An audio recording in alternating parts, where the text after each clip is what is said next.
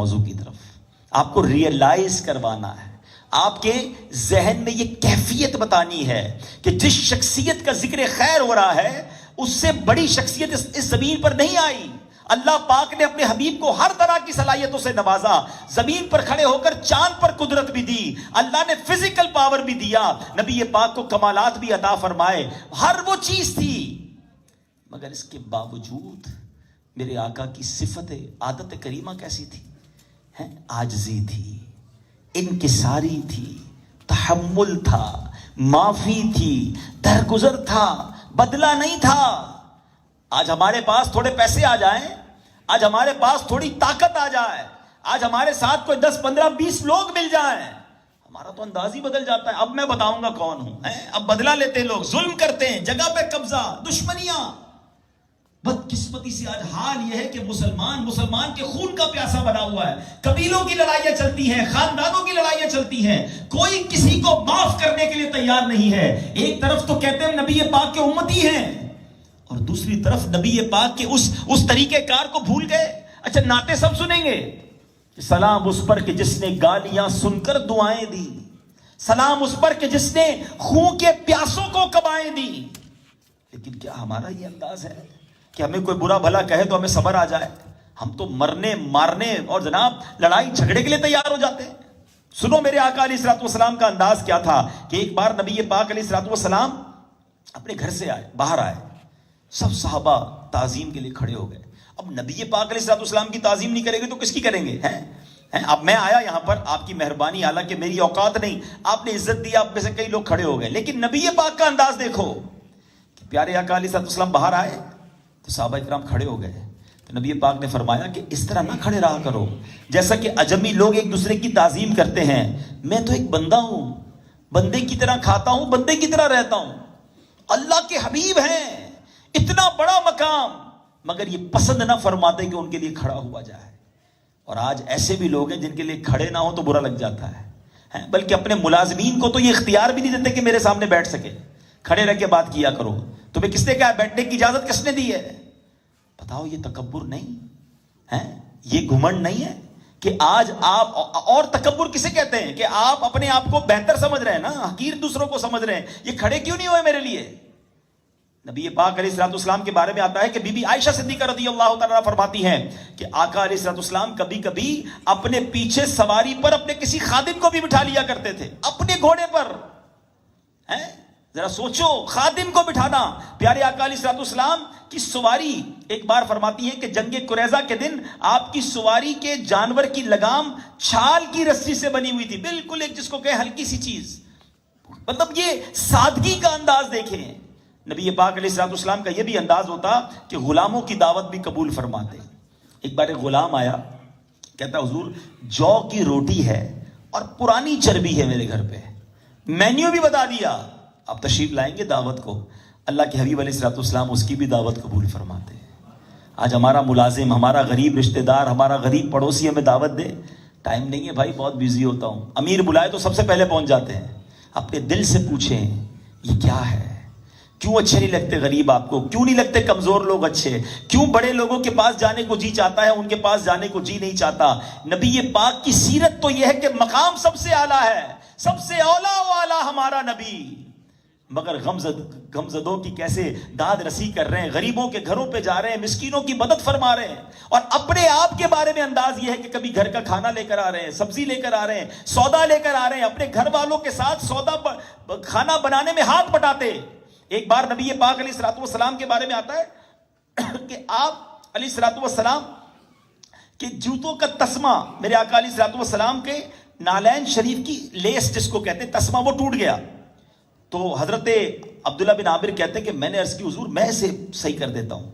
تو اللہ کے حبیب علیہ الصلوۃ والسلام فرمائے کہ صحیح ہے کہ تم اس کو ٹھیک کر دو گے، مگر میں اس کو پسند نہیں کرتا کہ میں تم لوگوں پر اپنی برتری اور بڑائی کو ظاہر کروں۔ اللہ اکبر، اپنے جوتوں کے تسمے بھی خود ٹھیک کرنے ہیں، اور آج ہم اپنے ہاتھ سے اپنا کام کرنے کو کسر شان سمجھتے ہیں، اپنی جس کو کہیں کہ اوقات کم ہو گئی۔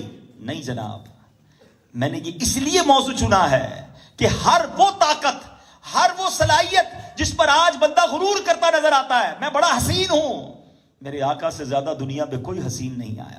میں جناب بڑا با کمال ہوں, نبی پاک سے بڑھ کر با کمال اس دنیا میں کوئی نہیں آیا. ارے میں بڑا طاقتور ہوں, میرے آقا سے بڑھ کر طاقتور اس دنیا میں کوئی نہیں آیا. ارے میرے بڑے ساتھی ہیں, ارے میرے آقا تو وہ ہیں جن کے خادم فرشتے ہوا کرتے ہیں, مگر نبی پاک عاجزی اور ان کے ساری اختیار کریں. نبی پاک صحابہ کرام علیہ رضوان کے ساتھ گھل مل کر رہیں, اور ہمارا انداز ہی الگ ہے. ہمیں تو تھوڑے سے پیسے مل جائیں, کسی کو کوئی منسٹری مل جائے, کسی کو کوئی عہدہ مل جائے, کوئی تھوڑا سا مشہور ہو جائے.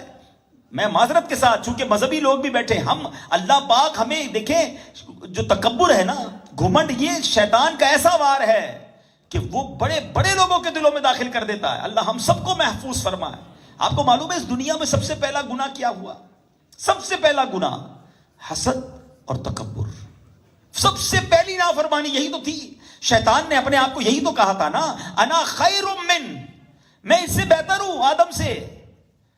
اس نے ایک بار تکبر کیا, حسد کیا, اور اس کے بعد کیا ہوا؟ ساری عبادتیں, ساری ریاضتیں ختم, زیرو, راندہ درگاہ مردود.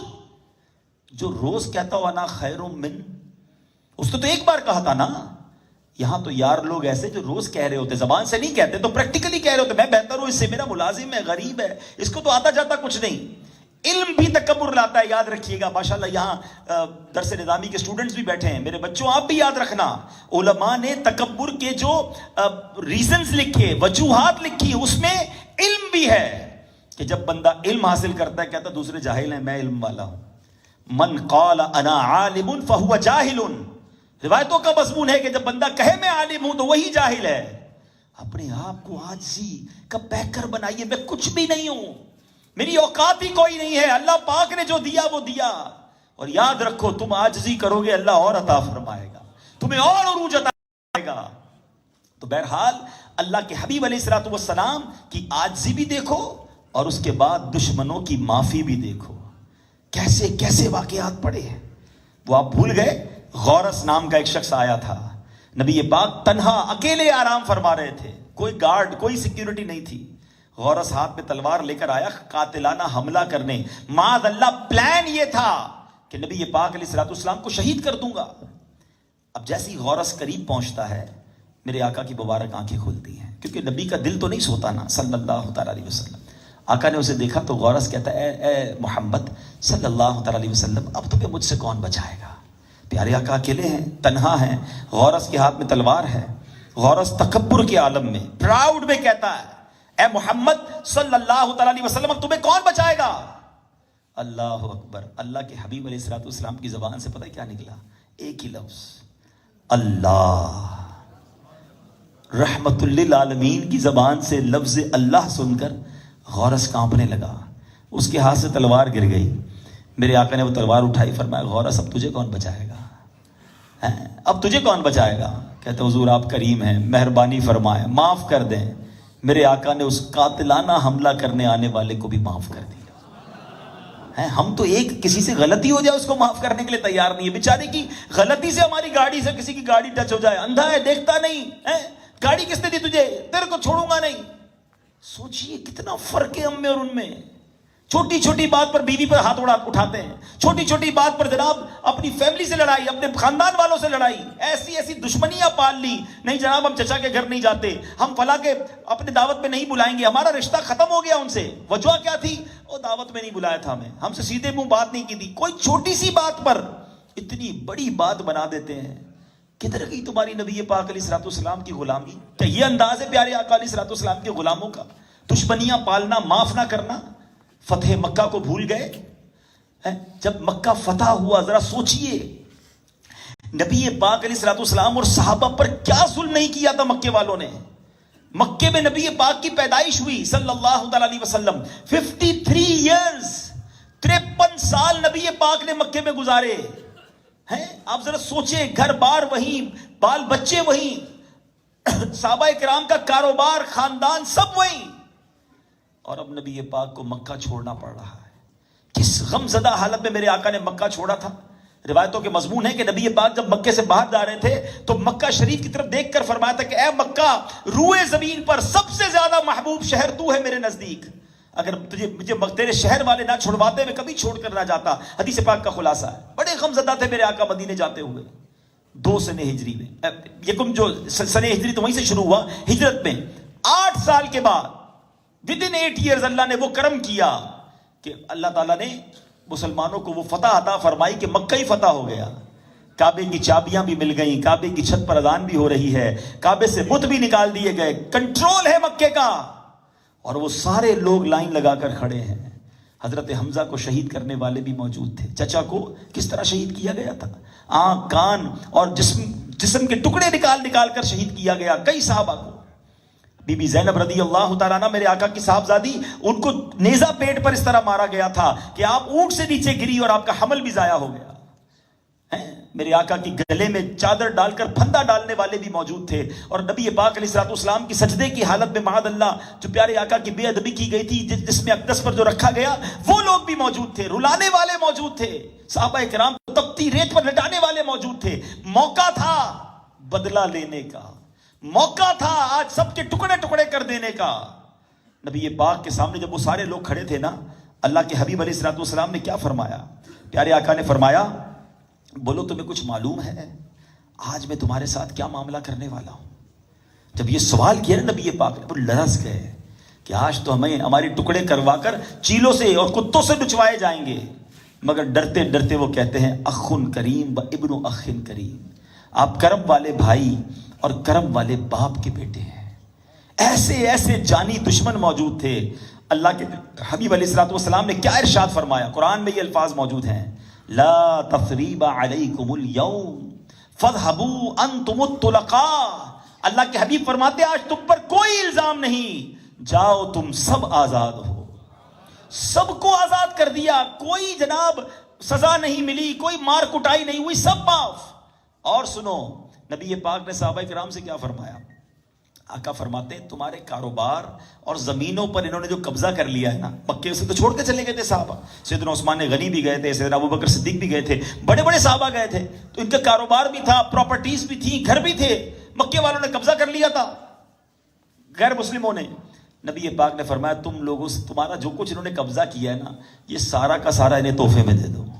یہ کیسی معافی تھی, کیا خوبصورت الفاظ. مفتی عبد المصطفیٰ اعظمی صاحب لکھتے ہیں, اللہ اکبر, اے اقوام عالم کی تاریخی داستانوں, بتاؤ کیا دنیا کے کسی فاتح نے, کسی فاتح کی کتاب زندگی میں کوئی ایسا حسین و زرین ورق ہے؟ اے دھرتی خدا کے لیے بتا, اے آسمان خدا کے لیے بول, کیا تمہارے درمیان کوئی ایسا فاتح گزرا ہے جس نے اپنے دشمنوں کے ساتھ ایسا حسن سلوک کیا ہو؟ اے چاند اور سورج کی چمکتی اور دوربین نگاہوں, کیا تم نے لاکھوں برس کی گردش لیل و نہار میں کوئی ایسا تاجدار دیکھا ہے؟ تو اس کے سوا اور کیا کہو گے کہ یہ نبی جمال و جلال کا وہ بے مثال شاہکار ہے کہ شاہان عالم میں اس کا تصور محال ہے. اس لیے ہم دنیا کو دعوت نظارہ کا چیلنج دیتے ہیں کہ ساری دنیا نے ایسا منظر نہیں دیکھا ہوگا. اللہ کے حبیب نے فتح مکہ کے موقع پر ان تمام دشمنوں کو معاف کیا. اب سنو اس معافی کا فائدہ کیا ہوا ہے. تاریخ کی کتابوں میں لکھا کہ بڑے بڑے سرداران قریش, بڑے بڑے لوگ رونے لگے کہ ہم نے ان کے ساتھ کیا کیا اور انہوں نے ہمارے ساتھ کیا کیا. اور اس معافی کی برکت سے وہ نسل در نسل مسلمان ہو گئے, جوک در جوک مسلمان ہوئے. مسلمانوں کی تعداد کتنی بڑی, صرف اس سے اندازہ کیجئے گا. سمجھدار لوگ بیٹھے ہیں. 2 سنے ہجری میں بدر ہوتا ہے. کتنے مسلمان تھے؟ 313. میرے بچے ذرا بیٹھے نوجوان, یہ ساری ہسٹری پتہ ہونی چاہیے اور آپ کو وہ تاریخی الفاظ یاد ہونے چاہیے کہ نبی پاک نے بدر کے میدان میں اللہ کی بارگاہ میں دعا کرتے ہوئے عرض کی تھی کہ اللہ اگر آج یہ مارے گئے تو دنیا میں تیرا نام لینے والا کوئی نہ بچے گا. یعنی کم و بیش 313 مسلمان ہی دنیا میں, کچھ خواتین مدینے میں تھی. یہ تعداد ہے 2 سنے ہجری میں. ٹھیک ہے, 3 سنے ہجری میں احد ہوتا ہے, تقریباً 700 مسلمان اس میں شرکت کرتے ہیں. سلام ٹھیک ہے. اور تقریباً 6 سنے ہجری میں صلح حدیبیہ ہوتا ہے, 1400 مسلمان. آپ گریجولی دیکھ رہے ہیں مسلمانوں کی تعداد 6 سنے ہجری میں کہاں پہنچی ہے؟ 1400 مسلمان. اور ٹھیک ہے تھوڑے مدینہ شریف میں ہوں گے, مگر جب 8 سنے ہجری میں میرے آقا فتح مکہ کو آتے ہیں تو 10,000 مسلمانوں کا لشکر ہے. ابھی اور سنو, معافی دی نا. لوگ کہتے ہیں معافی کروں گا تو پیچھے رہ جاؤں گا, معاف کر دوں گا تو بزدل کہلاؤں گا, معاف کر دوں گا تو خاندان کی عزت کا کیا ہوگا. قبیلے کے بھرم کا کیا ہوگا؟ ہم تو جناب بزدل مانے جائیں گے۔ اللہ اکبر، میرے آقا نے معافی کا اعلان کیا 8 سنہ ہجری میں، 10 سنہ ہجری میں میرے آقا حجت الوداع کے لیے جاتے ہیں۔ بتاؤ کتنے صحابہ تھے عرفات کے میدان میں؟ کم و بیش 1,24,000 صحابہ میدان عرفات میں موجود ہیں۔ اتنا سپیڈ سے اسلام پھیلا، تو پتہ چلا اسلام لڑائی جھگڑوں سے نہیں، اسلام معافی اور درگزر اور محبت سے پھیلا ہے۔ اور آج ہم کیا کر رہے ہیں؟ دشمنیاں پال رہے ہیں، لوگوں سے لڑ رہے ہیں، بات بات پر دوسروں کو اپنے سے دور کر رہے ہیں۔ نہ کرو، زندگی بہت تھوڑی ہے، محبت میں گزاریں، معاف کر دیں، درگزر کریں، سینے لگا لو، اپنے اپنے ہی ہوتے ہیں۔ اور معافی آپ درگزر کریں، دیکھیں لوگوں کے دلوں میں کیسی جگہ بنے گی۔ کتنا مشہور واقعہ